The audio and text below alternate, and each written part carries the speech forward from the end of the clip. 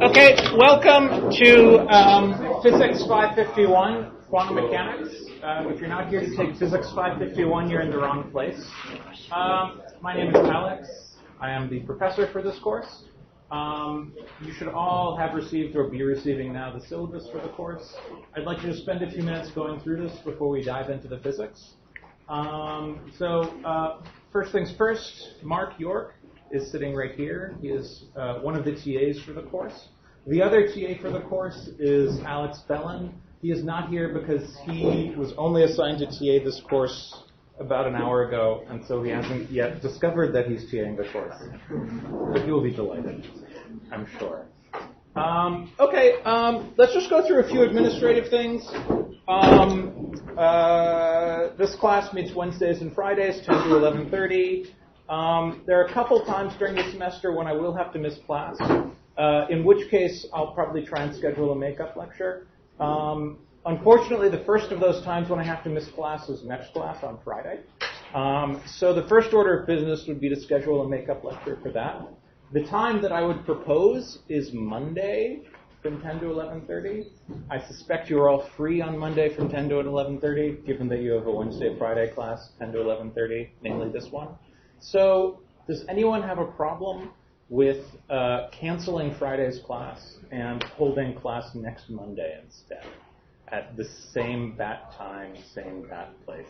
You guys are too young to get that reference. Okay. Batman, Adam West. Okay, does anyone have a problem with that? The real Batman, I should have. No one has a problem with that.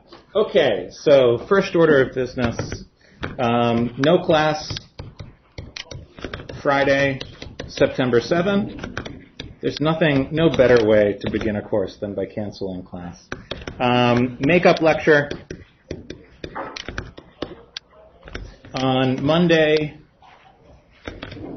September, what is that, 10 to 11:30 in the usual location, Rutherford 115. Okay, good. Sorry about that. It just happens to be that, I just have something I can't get out of on Friday. And I know at least one other time this semester when I'll have to do that. But we'll burn that bridge when we come to it. Okay, my contact information is on the syllabus. Email, phone number, office number. Don't call me on the phone. Email is a much better way of getting in touch with me. This is the 21st century. My office hours Friday 2 to 3 p.m. You're welcome to stop by my office at other times if you have questions. I am open to people stopping by my office whenever they like, as long as you are open to the fact that if I am busy, I will tell you to come back at some other time or to make an appointment. In general, if you have something you want to discuss with me, the best thing for you to do is either come to my office hours or email me to set up the time to meet, because my schedule is sometimes a bit constrained. We have the TA's various contact information. Mark, you can take off, or you can stay if you want. It's fine. Like I said, email is the best way of getting in touch with me. If you are officially registered in this class, then I have your email address, and I will send all course announcements to your McGill official email address. If you are not registered for the class, if you're just sitting in on it for fun, that's great. But if you probably want to get course announcements in case I have to cancel a class or something like that. So if you are here and not registered for the class, send me an email so that I can put you on the email list. Let's see. I record all my lectures. So as you can see, I don't use a blackboard. Instead, I'm using this tablet computer. There are advantages and disadvantages to doing that. The disadvantage is that using a blackboard is sort of more dramatic and more fun and exciting. But the advantage of using this tablet to give my lectures is that I can record all my lectures, which means that after each lecture, you can go to the course webpage and download everything, like both the written notes, everything I wrote down, as well as look at a recording of the lecture. Okay. So in the past, I think many people have found that useful. And so I think overall, I sort of prefer giving Blackboard lectures as opposed to computer lectures, but I think the advantages of having everything recorded and written down so that you can look at it outweighs the advantage of a Blackboard lecture. Like I say here on the syllabus, I can't guarantee that I'm going to record every lecture. I'll try, but I can't guarantee it. Because, my computer is old, and it dies about 1 out of every 3 lectures. Grading. Your grade consists of 2 parts, homeworks and the final exam. The homeworks are the most important part of this course. I consider them more important than the lectures. They are long, they are difficult, they are interesting. You have the first one of them sitting in front of you right now. This is probably a little on the easy side, but is probably indicative of the type of problem sets that you will get throughout the semester. I'll be giving you one every week. This one I'm giving you 2 weeks for, just because, I am a kind and generous person. It's not true. Let's see. Yeah, everything else is pretty self-explanatory. Turn in the problem sets at the beginning of class. If you finish them early, stick them in the Physics 551 mailbox in the Physics Department mailroom. One comment I should make is that I do encourage everyone to collaborate. Your colleagues are one of your best resources. And one of the best ways to learn is to try and explain things and work things out together. However, the problem set solutions that you write up should be your own. They should reflect your own work, your own understanding. Some of the problems that I will be giving are similar to problems that I have given in this class in the past, which means that problem set solutions are floating around in principle. The use of problem set solutions from previous years is considered plagiarism. So do not use any problem set solution sets for this class or for any other class that you might find floating around. Unfortunately, that's something that has happened in the past. If I or the TAs find that it is happening again, it will be treated as plagiarism. Late problem sets, 10% off per day late unless you obtain an extension. If you have a reasonable reason to need an extension on the problem set, that is not a problem. Just contact me or the TAs so that we can know what's going on. We'll be good about giving extensions if you have a reasonable reason to need an extension. However, once we hand out solutions to the problem sets, late problem sets won't be accepted, which is one reason why you need to give us notice and tell us you need an extension so that we don't immediately hand out the solutions to the problem set. There is a 24-hour take-home final, which will happen sometime either during the last week of the semester or during exam period. Again, we'll discuss that more later on in the semester, but it should be fun. Okay, let me say a little bit about prerequisites and about the nature of this course. Just a second.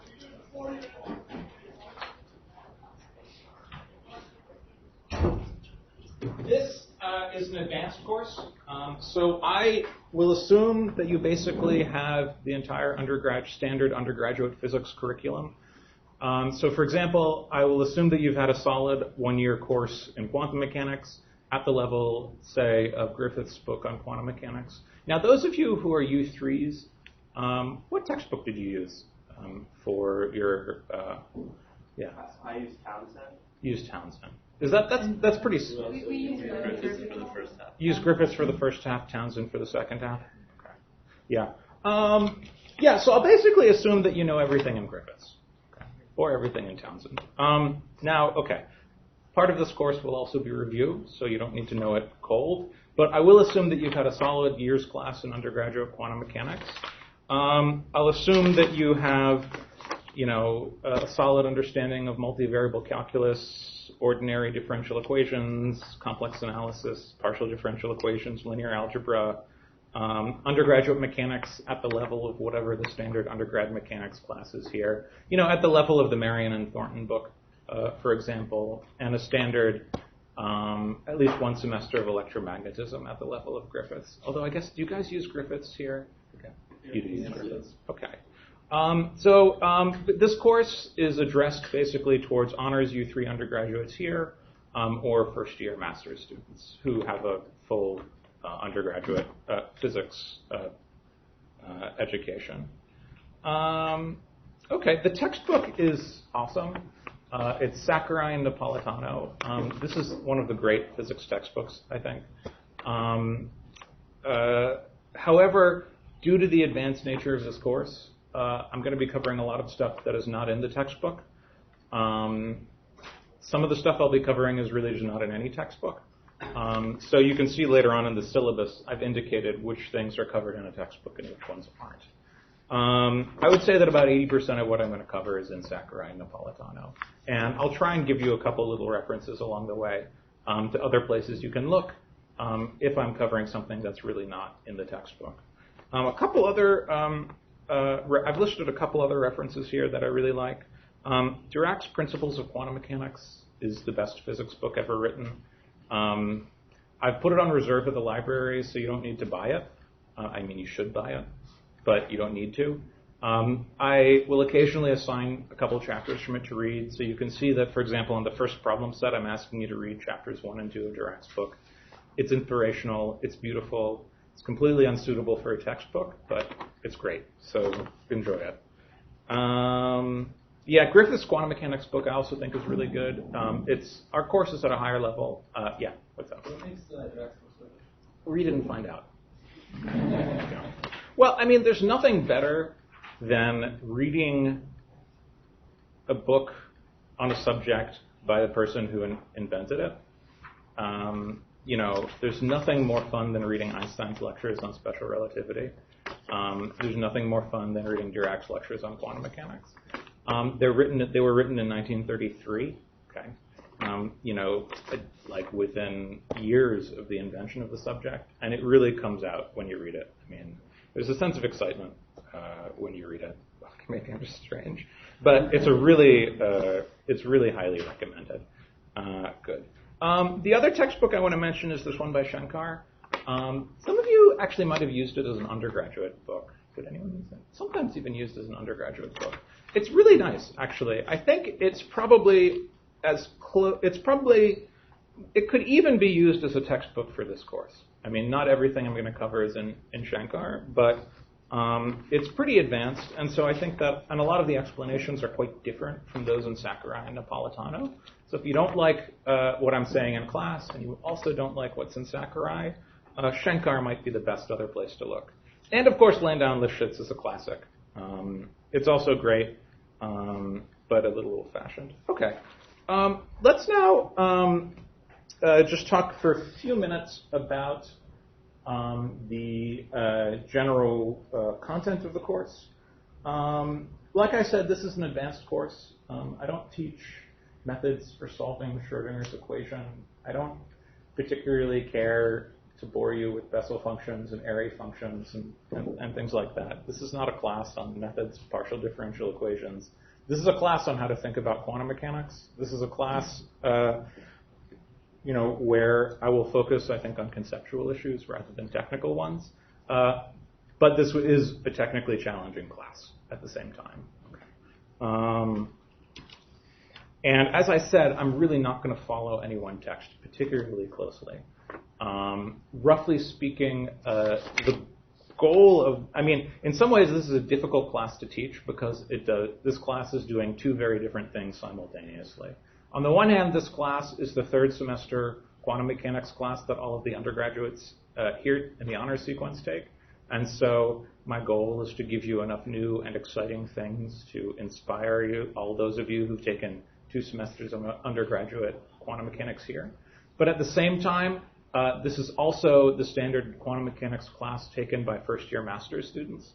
And so because of that, my goal is also to ensure that all of the graduate students here have a common baseline of understanding of quantum mechanics. So on the one hand, I'm going to be reviewing some material that you already know. I expect that, say, a third to a half of the material in this course will be things that you already know in one form or another.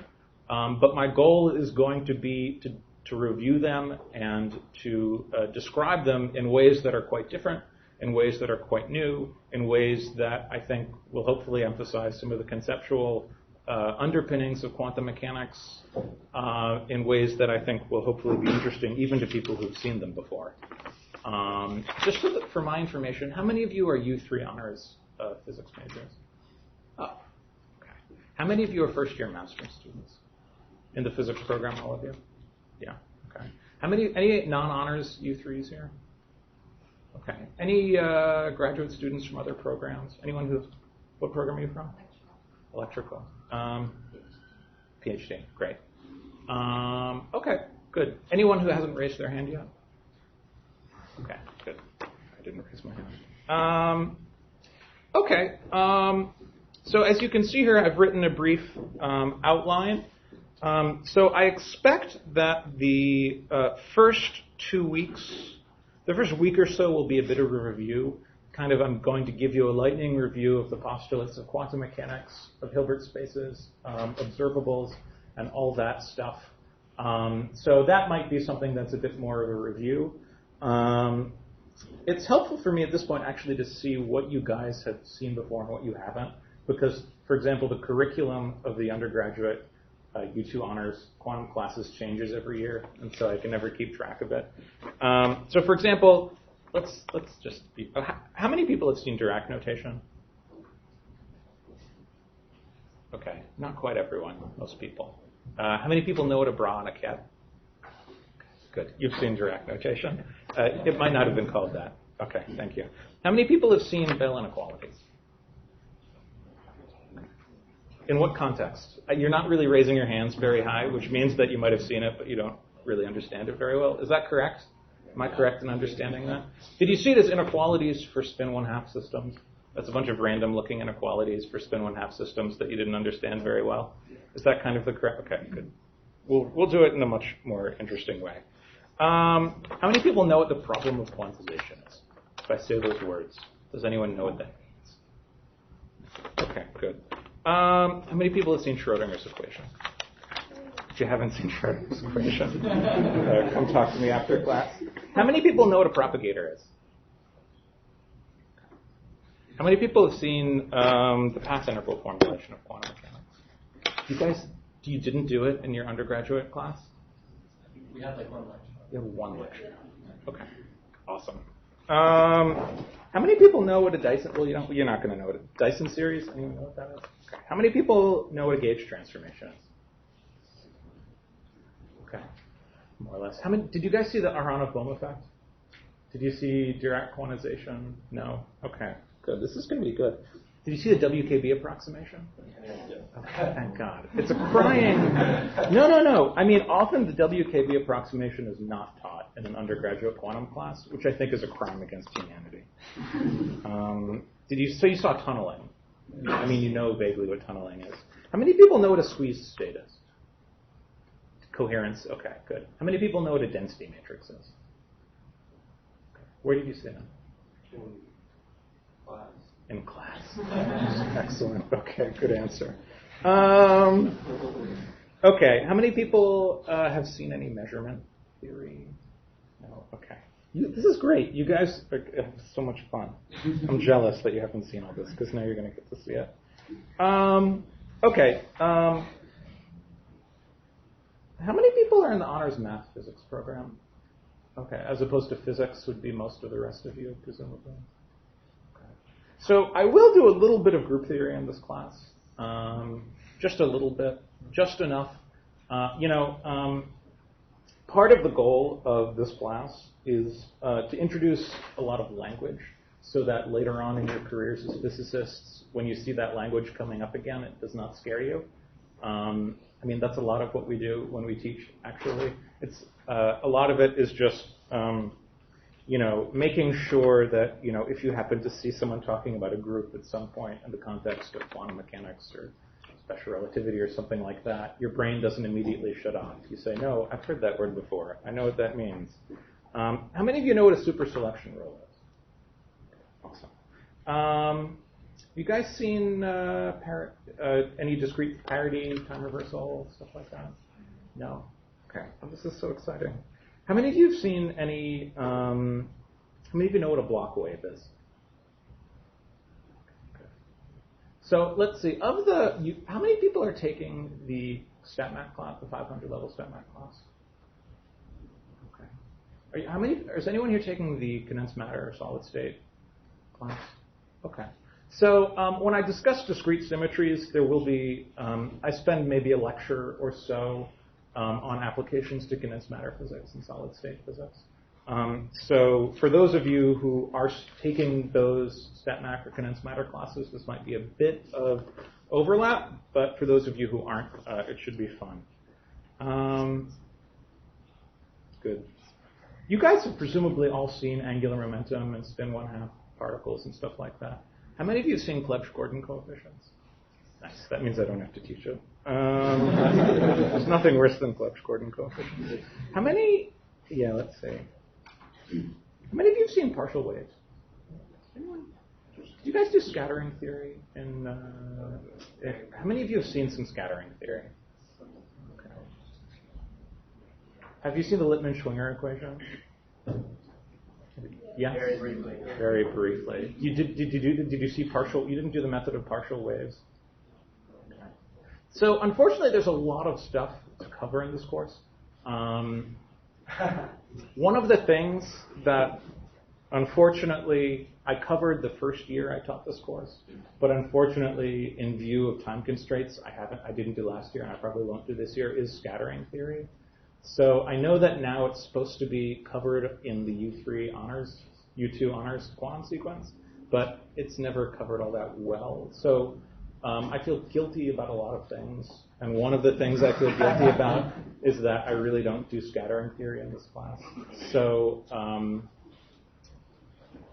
it's unfortunate. I mean, maybe we'll see how we do. If we have an extra lecture or two at the end, maybe I'll try and squeeze in a lecture on scattering theory and the method of partial waves, because it is really lovely, and it's important if you do nuclear physics or particle physics. A lot of it is the method of partial waves. I mean, it's very elegant. Have any of you seen Berry phase? How many of you know what a differential form is? That's about right. You guys saw perturbation theory, I assume. So everyone here knows how to compute perturbative corrections to, for example, the energy levels of a quantum system. Did you guys see any time-dependent perturbation theory? You did. Okay, raise your hand if you've seen time-dependent perturbation theory. Okay. Where did you see it? Is it in Townsend? Yeah. Did you guys, how much time did you, so raise your hand high if you've seen time-dependent perturbation theory. We've seen time-dependent perturbation theory, yeah. Okay. I'm confused because the people who are claiming to, because different people in the same class claim to have seen it or not. What did you see exactly? What did you see? Perturbation theory? Time-dependent perturbation theory. Oh, Transition levels? Barely remember.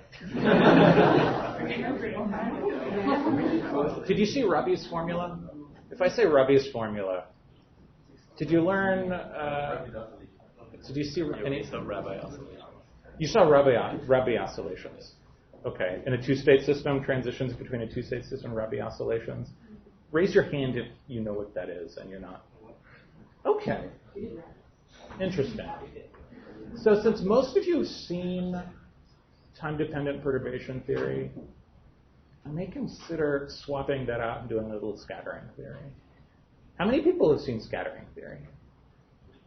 How many people, okay, again, but I can tell that you've all seen it, but you're just not, okay.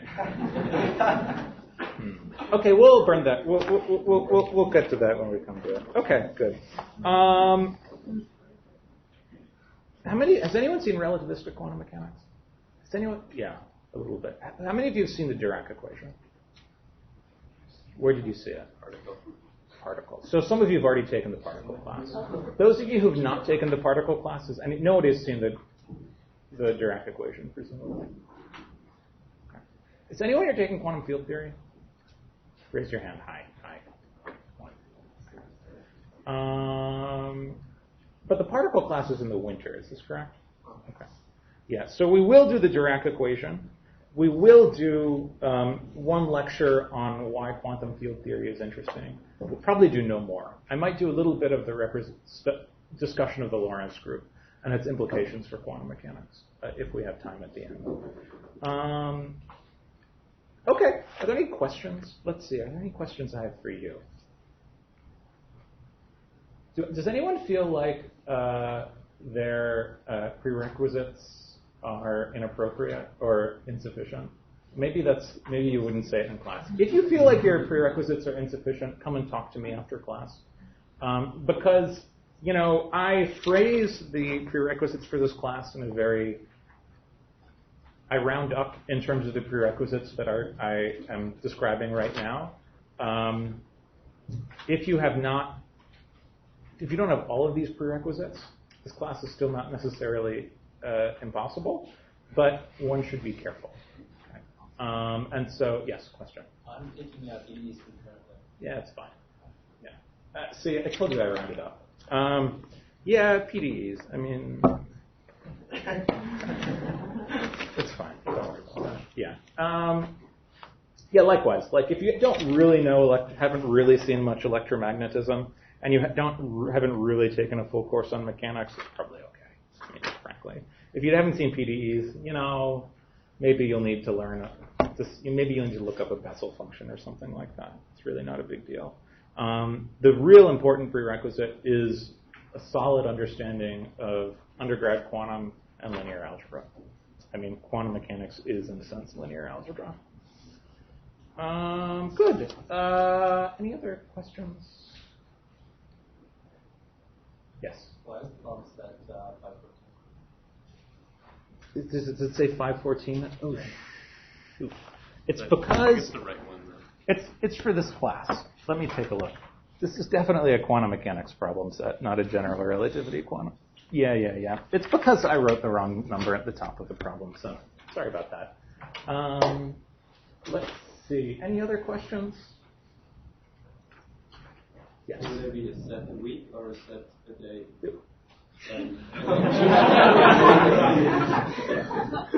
Problems. I will hand out problem sets. My goal is to hand out problem sets on Wednesdays and have them due the following Wednesday.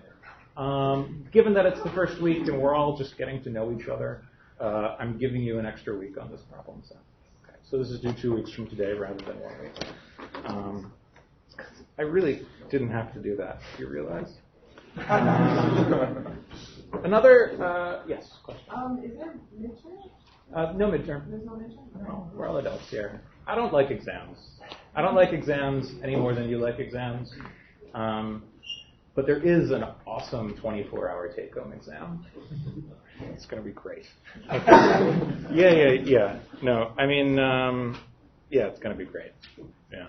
I don't believe that exams are a useful way of. I don't believe that exams are a useful way of doing. I don't know. I think we're all adults here. I don't believe that exams are a useful way of testing anything. I think that problem sets are a useful way of learning. And I think that in a 24-hour take-home exam, I can make you learn a lot. And that is what I will do. Okay. Any other questions? Okay. Let me just say a few words about the way that I teach. I lecture pretty, I don't go too slowly in my lectures. So I encourage you all to stop me and interrupt. If you do not stop me and interrupt and ask questions, I'll be very disappointed in you. So it is your job as students to stop me and ask questions if something is unclear. Okay. So I want you to all raise your hand and repeat after me. Raise your hand. Okay. I will stop you, Alex, if you are going too fast and I don't understand something. Okay, repeat it. Okay, good. All right, let's get started. Okay. Good. So, quantum mechanics. You're going too fast. I deserve that one. So, as you guys all know, quantum mechanics is actually Last year when I taught, there was a little podium that I could put this thing on so that I didn't have to sit. It's a little, I feel like I have less authority sitting down than I do standing up. But you guys will just have to respect me anyway. If that's possible. Okay. Maybe I'll try and find a podium. So quantum mechanics, as you know, is a radical reformulation of the laws of physics. And it's one that really takes some time to wrap your head around. And the way that I like to think about the reformulation of our physical laws in terms of quantum mechanics is as divided in two parts. So quantum mechanics involves a reformulation of the laws of physics in two different aspects, both in terms of kinematical aspects of physics and dynamical aspects of physics. So what do I mean by those two terms? So kinematics is the word that I will use to mean the description of the space of states of a physical system and the observables which one uses to describe that system. Whereas dynamics is the description of the time evolution of these states.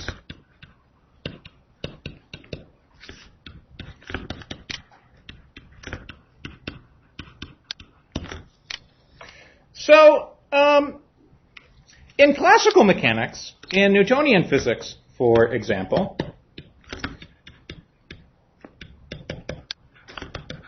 the kinematics of the system, namely the description of the space of states and the observables that one uses to describe those states, is so simple that it's often not even discussed.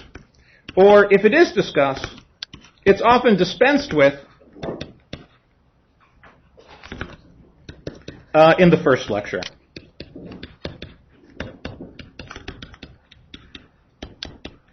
But in quantum mechanics, the kinematics of the theory is much more subtle. And indeed, there's a sense in which the kinematics of quantum mechanics is a far more profound difference from that of classical physics than the dynamics is. Quantum dynamics just states that you evolve in time with respect to a Hamiltonian, much like in the Hamiltonian formulation of classical physics. But the formulation of the space of states and of observables in quantum mechanics is radically different from that in classical physics. And so for that reason, I would like to begin this course, and probably spend the next week or two, just discussing quantum kinematics, Dirac notation, observables, Hermitian operators, linear algebra, and all that stuff, before diving into any questions of dynamics. And so, in some sense, my goal in the next week or two is to provide a bit of a lightning review of quantum kinematics. So this is stuff that you guys in principle have all seen before, just to make sure that we're all on the same page and that we're all beginning with the same set of ideas in our head.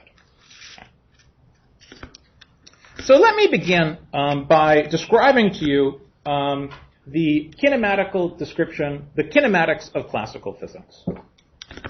So in classical physics, the way that we describe the space of states and the observables of a classical system is as follows. So let's consider a classical system.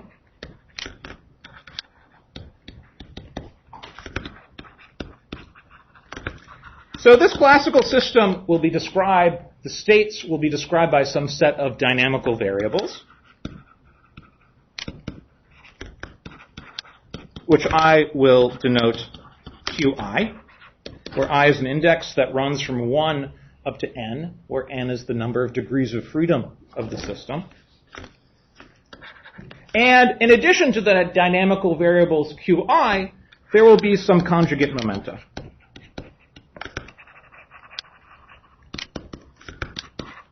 Pi, where I, again, runs from 1 up to n, where n is the number of degrees of freedom of the system. So, for example, if you have a particle moving on a line, then you could have one dynamical variable q, which would be the position on the line, and the conjugate momentum p would be the particle's momentum. For more general systems, if you have a classical system described by a Lagrangian, then the conjugate momenta are defined as the derivative of the Lagrangian with respect to the dynamical variable q. Question? When using Q, you put I in superscript and P, I in subscript? Yes. That is intentional. Okay.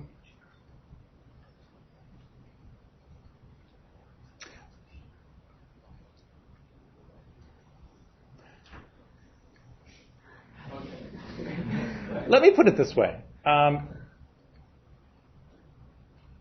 In the mathematical formulation of classical mechanics, the location of the superscripts and subscripts often carries with it a specific mathematical meaning. In particular, a superscript is a contravariant index, and a subscript is a covariant index. And the location as a superscript or a subscript determines how a quantity will transform under certain coordinate transformations of the variables of the system. And so when I place indices, I'm usually very careful to place them in a particular way to respect that. But that description is not something that we're going to emphasize in this course. I will, when we discuss, probably not this week, but next week, the problem of quantization, I may refer to this mathematical structure, but it's not something I want to emphasize in this class. And so from your point of view as students learning this class, don't pay attention to the location of the indices unless it makes you happy to do so. Okay. Just to maybe say one more word about it. I mean, how many of you have seen Einstein's summation notation? Raise your hand. Okay. The reason why I place the indices as they do is that it allows you to use Einstein's summation convention in a nice way, but don't worry about it. So at some point later on in this course, if we need to, then I'll discuss in more detail why the placement of indices can be used as an important tool for keeping track of the transformation properties of these quantities. But for now, don't worry about it. So the answer is yes, I am placing them up and down in a particular way, but don't worry about it now unless that's something that excites you. Okay. Good. Other questions? I'm assuming here in this discussion that you've at least have enough familiarity with classical mechanics to understand what a Lagrangian is and why a momentum is defined as the derivative of the Lagrangian with respect to a dynamical variable. That's the level, so the knowledge of these sorts of things is the level of understanding of classical mechanics that I'm going to assume in this course. Okay. So before talking about the kinematic postulates of quantum mechanics, let me first tell you about the kinematic postulates of classical mechanics.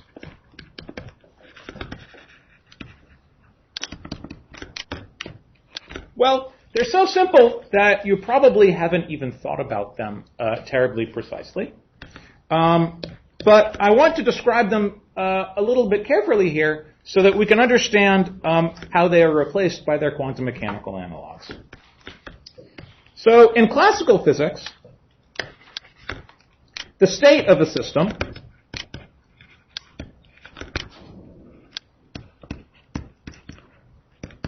is specified by a point in phase space.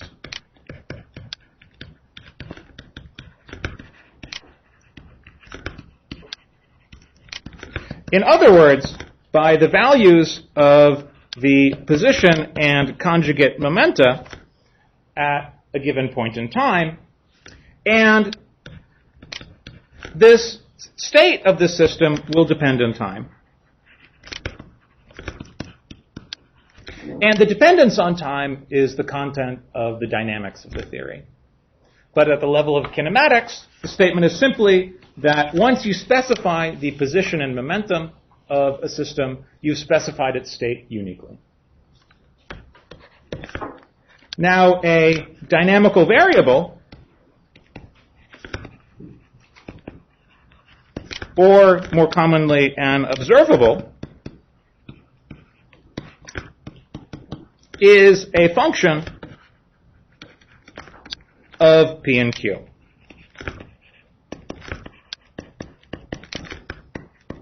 So we could just call it A, which is some function of Q and P. So A, if you want to think about it systematically, would be some function of phase space. So for example, it could be the position of one of the particles, or it could be an angular momentum, xp minus px, or it could be the square of a position, it could be the energy, p squared plus x squared, or something more complicated. And finally, if the system is in a state qi, pi at a given time, then the result of a measurement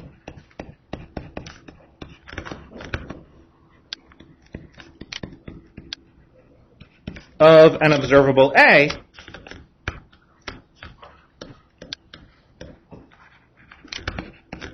is just the function A evaluated as a function of P and Q. Such a simple statement that we don't even ever really think about it. But of course, in quantum mechanics, all of this is wrong. In quantum mechanics, these three postulates are replaced by what are often called the kinematic postulates of quantum mechanics.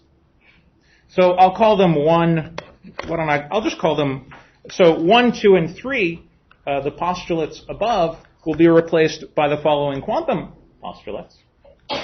So in quantum mechanics, the state of a system is a ray in a Hilbert space. By the way, have you seen the terminology array in Hilbert space before? Okay. If you have not, you can just say or state in a Hilbert space. I'll define the term ray for you very shortly. And this Hilbert space has a variety of properties, which we will describe below.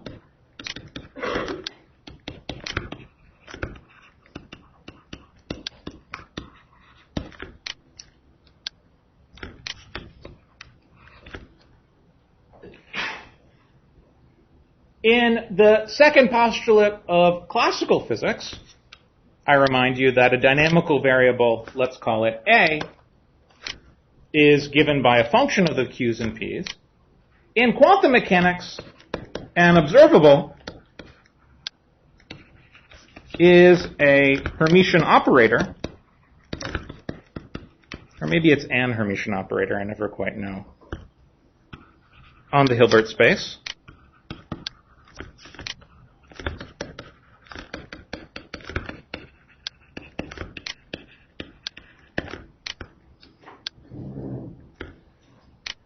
And just to give you an example of how that works, so for example, the classical variable qi, which describes the dynamical variable, the position of a system, say, at a given time, will be promoted to some operator that we sometimes denote qi hat.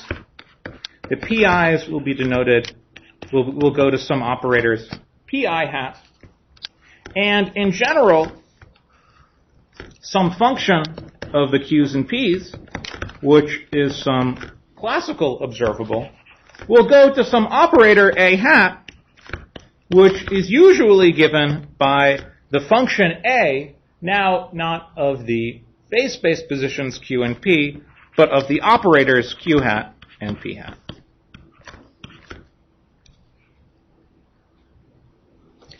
And the QIs and PIs as operators will obey what are known as the fundamental commutation relations.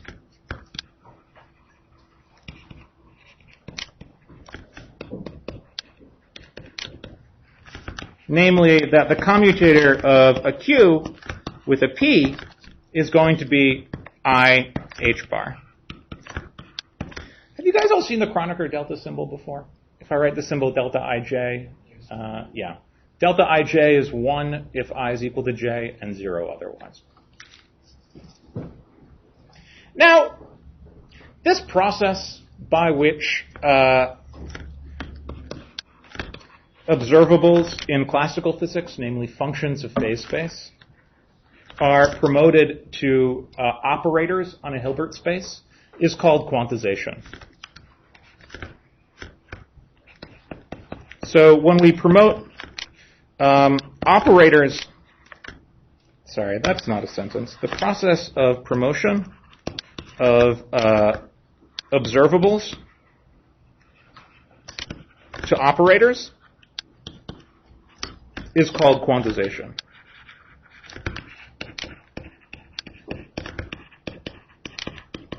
So when we say that we quantize a classical system, what we mean is we go from a set of functions on phase space that describe the classical observables to some set of operators on a Hilbert space. And this process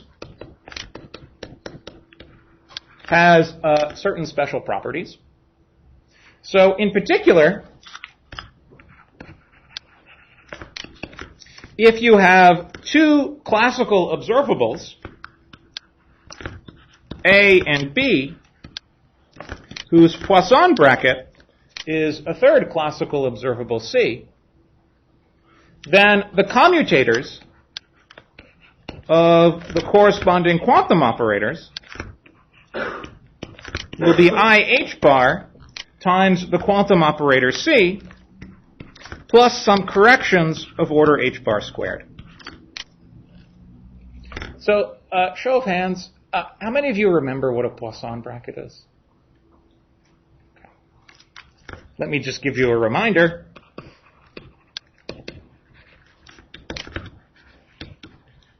Given two classical observables,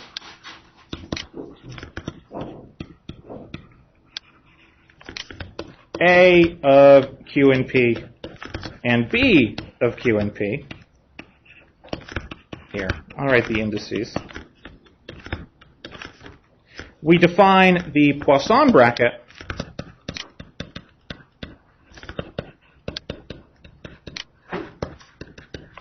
is denoted this curly bracket of A and B, and it's given by dA by dQi times dB by dPi minus the same thing with the P's and the Q's reversed.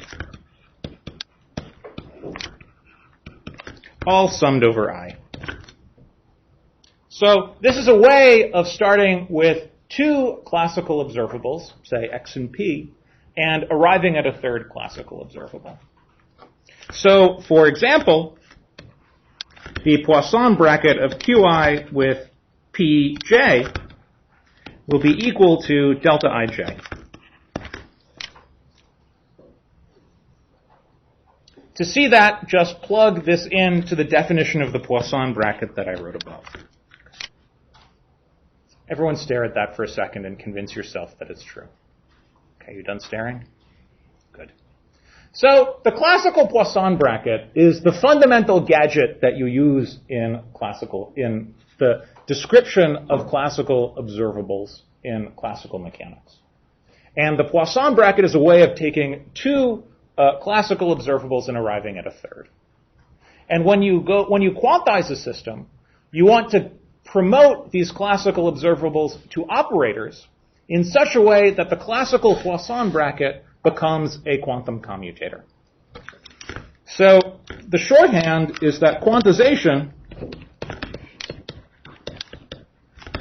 is the process by which the classical Poisson bracket becomes 1 over IH bar times the quantum commutator.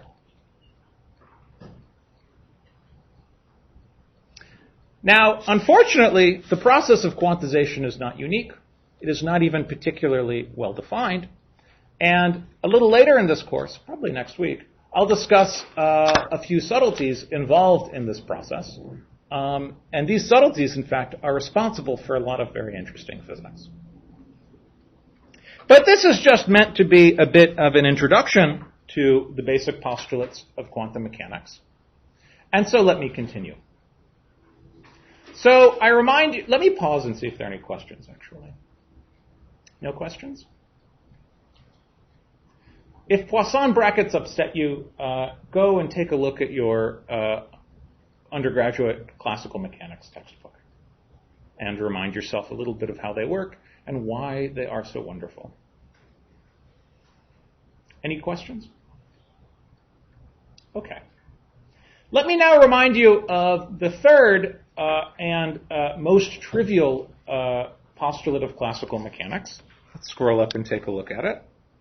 The third postulate of classical mechanics was the statement that if a system is in a state Qi, then the result of a measurement of an observable A will be just that function A of Qi and Pi.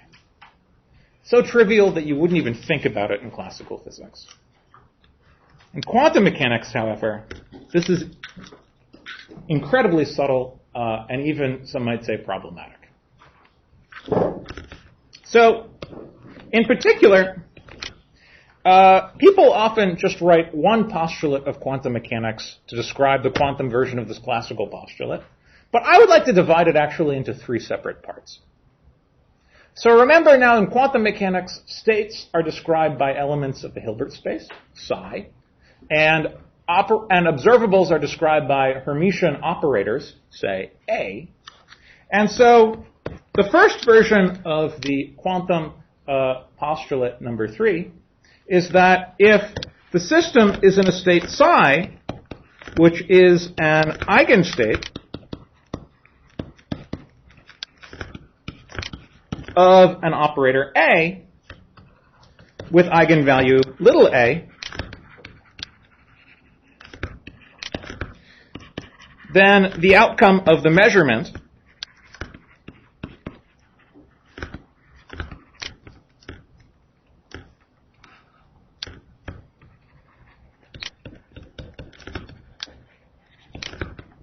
of the observable A is going to be little a.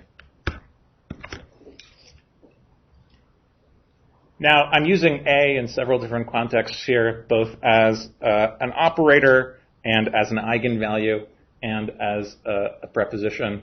But it's important here. So capital A here is the operator, which denotes some observable, and little a is the eigenvalue. So that is presumably not terribly controversial. A slightly stronger version of this postulate says that, in general, the outcome of an observation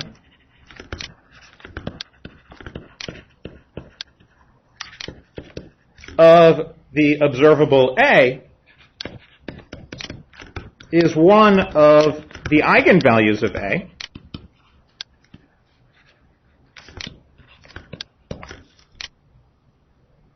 and the probability of observing one of the eigenvalues of A is proportional to the absolute value squared of the overlap between the state psi and the eigenvector that I have denoted A, or the eigenstate A with eigenvalue A. So here I am using something else by the letter A. So the symbol bracket A also denotes the eigenvector of the operator capital A, the eigenstate of the operator capital A with eigenvalue little a. Now, of course, the sum of all probabilities should be equal to 1, so one could replace that proportionality sign by an equal sign if you normalize things appropriately, which we'll do a little later on when I go through these postulates in a bit more detail.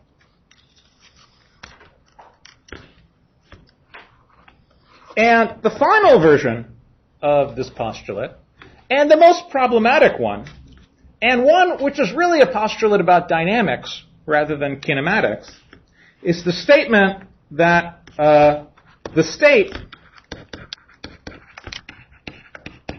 after an observation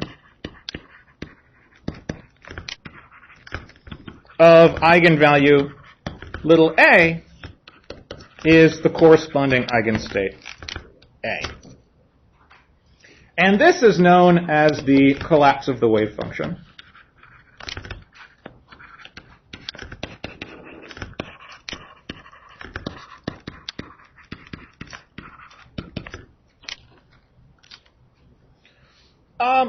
I should be clear, I don't believe in this postulate. When we discuss measurement theory later in this class, I will explain to you precisely why I don't believe this postulate. It's not that I think this postulate is incorrect as far as it goes. It's just that I think it is unnecessary. And that if you think about the structure of quantum mechanics carefully and precisely, then this postulate is unnecessary.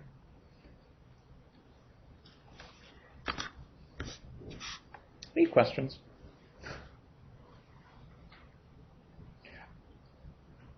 I mean, I should maybe make one more comment about the collapse of the wave function, which is that, as you guys presumably remember from your previous quantum classes, just a sec, as you presumably remember from your previous quantum classes, usually the dynamical evolution of a system occurs by some unitary time evolution, unitary evolutions which preserve probabilities and are time reversible and so forth.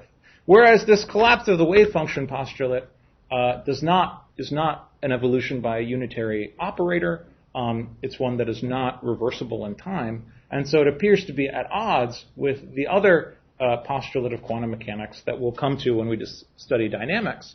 And so at this level, when you formulate the postulates of quantum mechanics in terms of the collapse of the wave function, then those postulates have in them a bit of a contradiction, a bit of a self-contradiction. And so one of the goals of this class later on when we discuss quantum statistical mechanics, entanglement, and measurement theory is to understand why, in fact, you can think about the collapse of the wave function in a slightly different way, which gets rid of this apparent contradiction.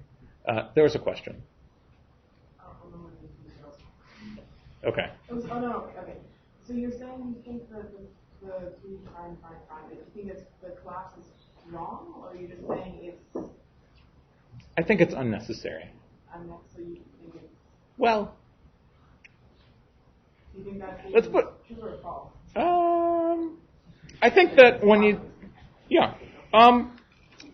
The short answer is that I think that when you observe a quantum state, then the quantum state of the observer, the measurement apparatus, is entangled with the quantum state of the quantity being measured in such a way that wave functions never collapse. They only become more and more entangled.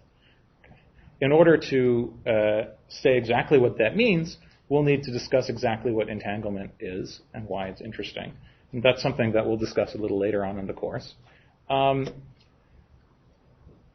This way of thinking about quantum mechanics goes under a variety of highfalutin names, like the many worlds interpretation of quantum mechanics or the multiple history interpretation of quantum mechanics. Those are all very fancy words for a very simple observation, which is that it's not necessary to discuss the collapse of the wave function in quantum mechanics. There's a reason why I was not allowed to teach the undergraduate quantum mechanics class. Okay. Yes. Good question. Any other questions?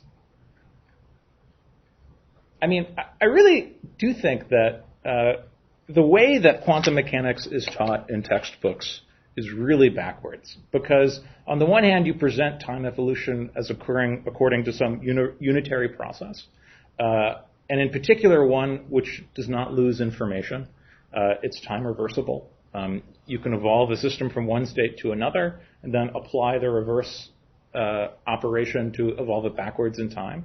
But the collapse of the wave function postulate is fundamentally not time reversible. And it's incredibly confusing. I mean, we believe that fundamental processes in physics do not destroy information, and for that reason are time reversible. And so there should be, I think there's a different way of thinking about the collapse of the wave function process, namely that the so-called collapse of the wave function occurs only if you force a classical intuition on a fundamentally quantum mechanical process. So in classical physics, we believe ourselves to be in a particular state.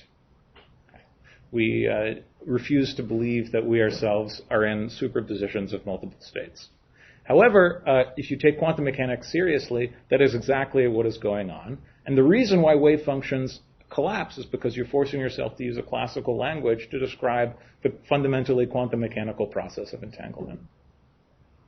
And that when I observe Schrodinger's cat is neither alive nor dead before I open the box, and he's neither alive nor dead after I open the box. What has happened is that the wave function of Schrodinger's cat has become entangled with my wave function.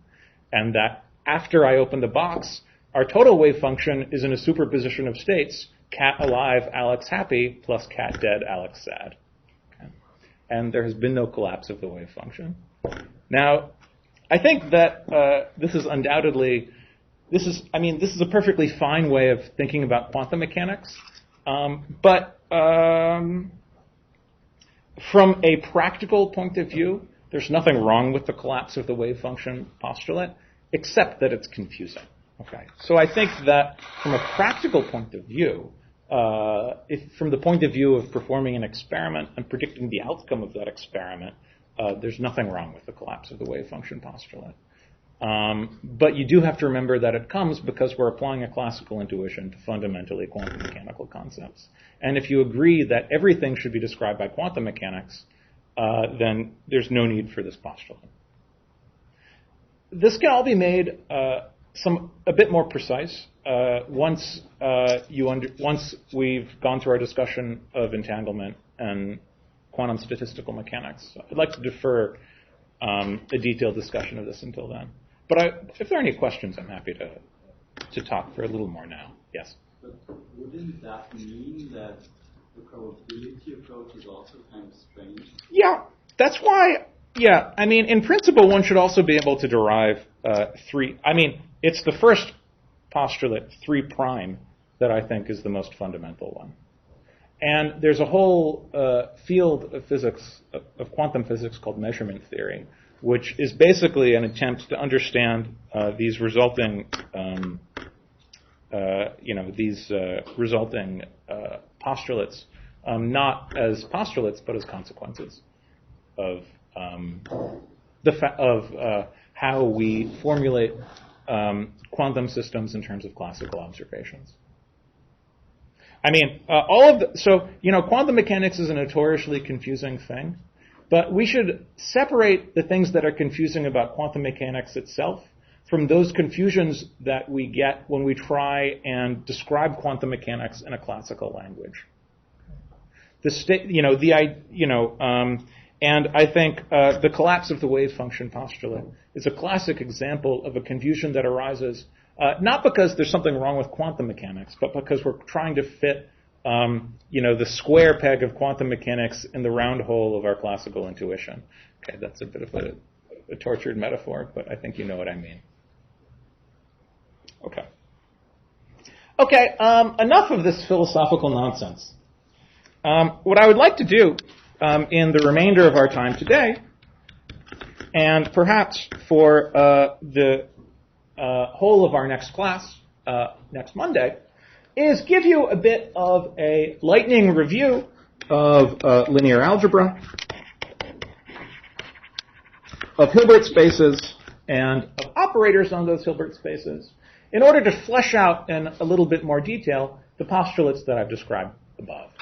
So, many of the things that I'm going to be describing for you over the next hour and a half of lecture or so may be a bit of a review. If you find them incredibly tediously boring, raise your hand and we can go a little bit faster.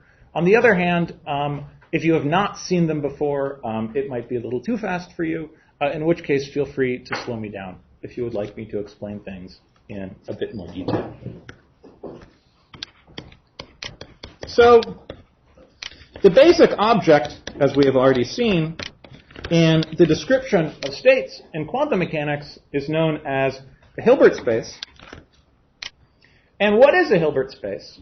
Well, there are all sorts of fancy mathematical definitions of Hilbert spaces involving all kinds of funny words that I can't even remember that you might need to take a math class to find out.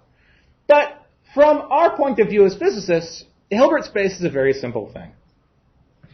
A Hilbert space is a vector space, possibly infinite dimensional, on which we can do calculus.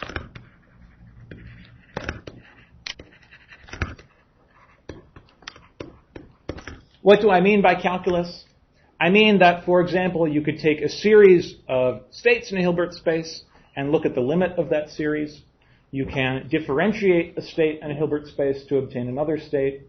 You could integrate a set of states in a Hilbert space to obtain another state. So, if you were to take a math class on functional analysis or something like that, they would give you all sorts of fancy technical definitions for what a Hilbert space is, but it all boils down to basically the fact that a Hilbert space is a vector space that you can do calculus with. You can take limits, you can study series, you can differentiate, and you can integrate. A state in a Hilbert space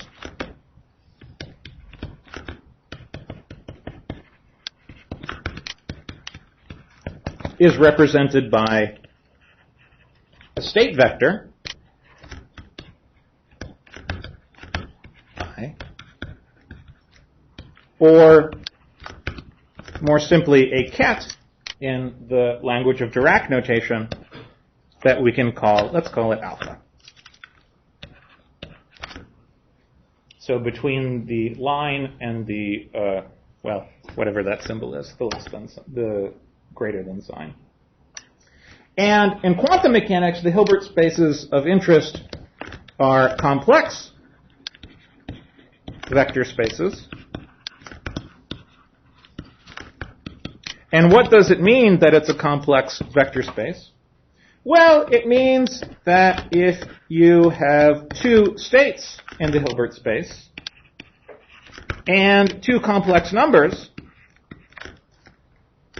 then you can take A times the state alpha plus B times the state beta, and that will give you a third state, in your Hilbert space.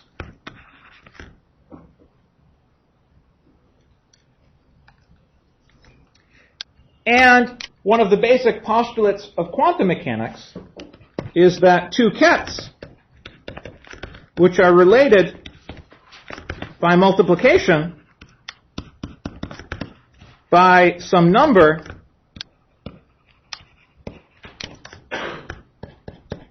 some complex number that's non-zero, represent the same physical state.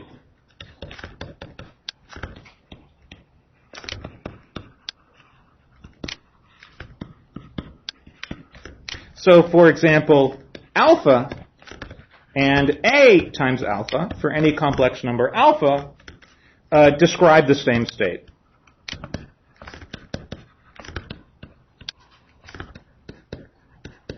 As elements of a Hilbert space, there are different states in the Hilbert space, but they describe the same physical state as long as A is not equal to 0. And so it's the fact that two different states in a Hilbert space describe the same physical state, if they're related by multiplication by a constant, which leads us to the terminology that physical states are what are known as rays in a Hilbert space. So why do we say that it's a ray in a Hilbert space? Well, let's just imagine the very simple example where you have a vector space, which is just a two-dimensional plane. then you could imagine that you have some vector like that, or elements of the vector space are just points on the plane. So you could have a point here, or you could have the point which is related to it by multiplication by 2, or by 3/2, or by 1/2, or by any real number. And that would define not a point in the vector space, but rather this line here. Okay. And so sometimes people often will draw an arrow at the end of the line and call it a ray. Okay. It's nitpicky, but doesn't array include the margin? It depends on precisely how you define array. Okay. So the way that I will define array is that it does not include, that you can't multiply by 0. If you do multiply by 0, then the state you obtain is 0 times your original state alpha. That does not describe a physical state in the system. It instead gives you what is known as the null ket. And it has the property that if you take any other ket beta and you add to it the null ket, you just get beta back again. So 0 times any ket will give you the null ket. Yes? Why do we have rays and not ones? I mean, so in your picture, why don't you have an arrow going the other way? Yeah, I should, in principle, have an arrow going the other way. I mean, it's an analogy. This is a picture. Okay.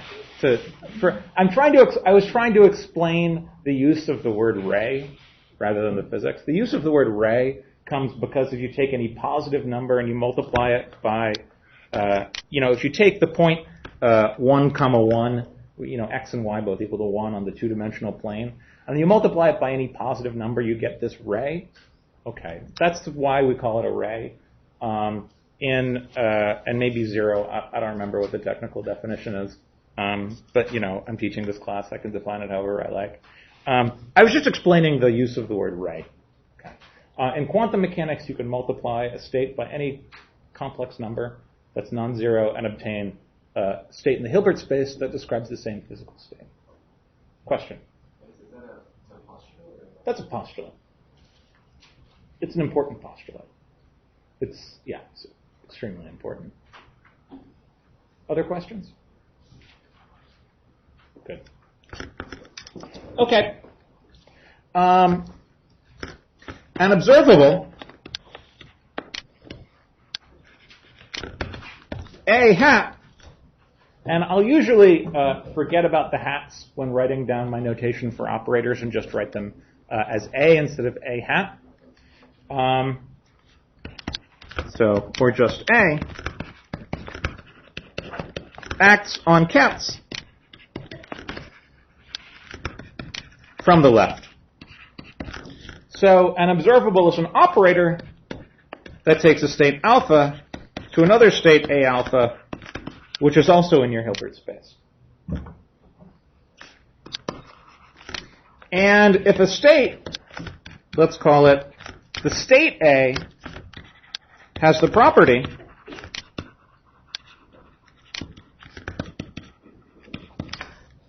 that the operator acting on that state is just a number acting on the state, then we say A is an eigenstate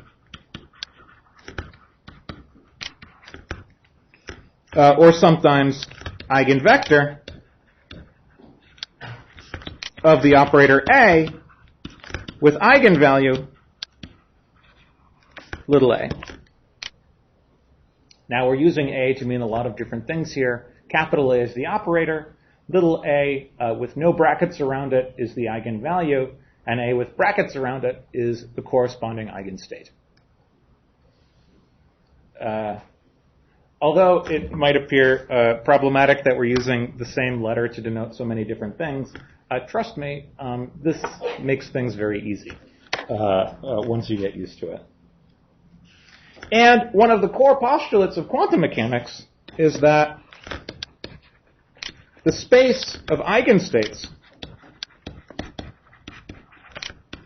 of an observable A form a complete basis for your Hilbert space H.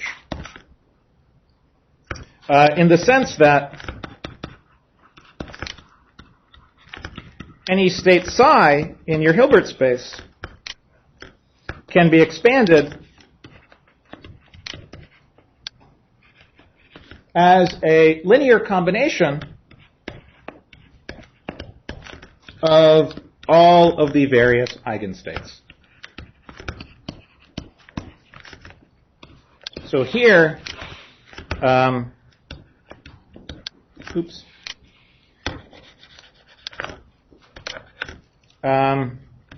n labels all eigenstates of A. And the fact that the eigenstates form a complete basis is really part of the definition of a Hilbert space. It's really a postulate of quantum mechanics.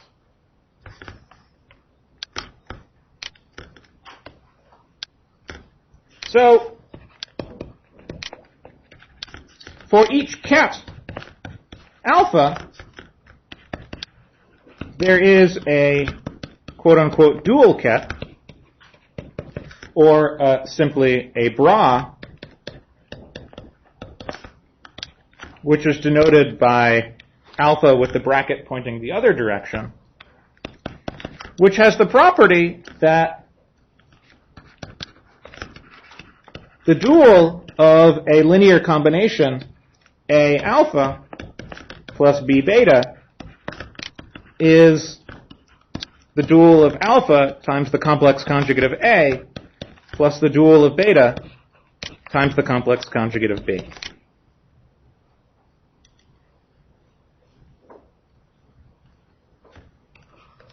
And given a bra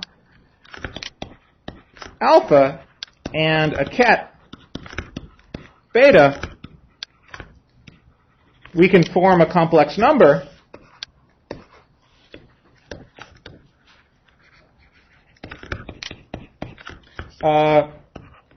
which is denoted beta alpha, known as the inner product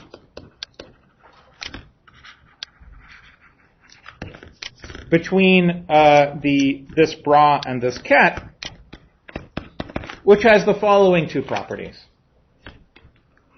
First of all, the ket alpha, the inner product of a ket alpha with a bra beta, is the complex conjugate of the inner product of the bra of the bra beta with the ket alpha.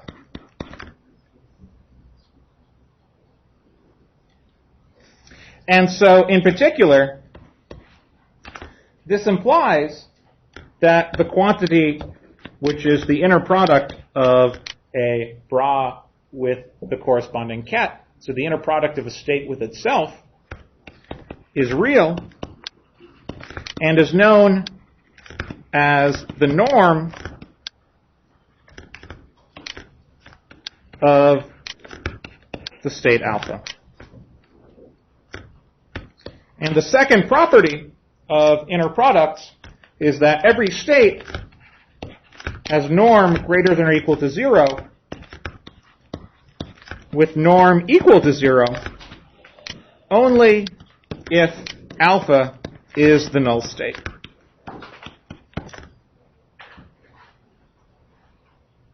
I should perhaps make a bit of an aside here. So the way that I've introduced it here, a Hilbert space just comes equipped with some sort of way of going from the Hilbert space to the dual Hilbert space, where each ket vector becomes a bra vector, where each state becomes a dual state. But in fact, there's a different way of thinking about it, which is that formally, a bra can be defined as a map from the Hilbert space to the complex numbers. So the way that I've defined it here is that for every ket, you can find a bra, and you can form a complex number by taking the inner product between a bra and a ket, and this inner product obeys various nice properties. But formally, there's a different way of thinking about it, which is that you start with a Hilbert space, and then you define a dual Hilbert space. You start with a space of bras, of kets, and you define the bras as sets of maps from the Hilbert space to the complex numbers. So, for example, a given bra beta is a map which takes every element of the Hilbert space to a complex number. In particular, it takes a state alpha into the complex number, which is the inner product between beta and alpha. So formally, in fact, this is how one defines bras. This is how one defines dual vectors. So from a practical point of view, you can think of a Hilbert space as just something that comes with a dual Hilbert space.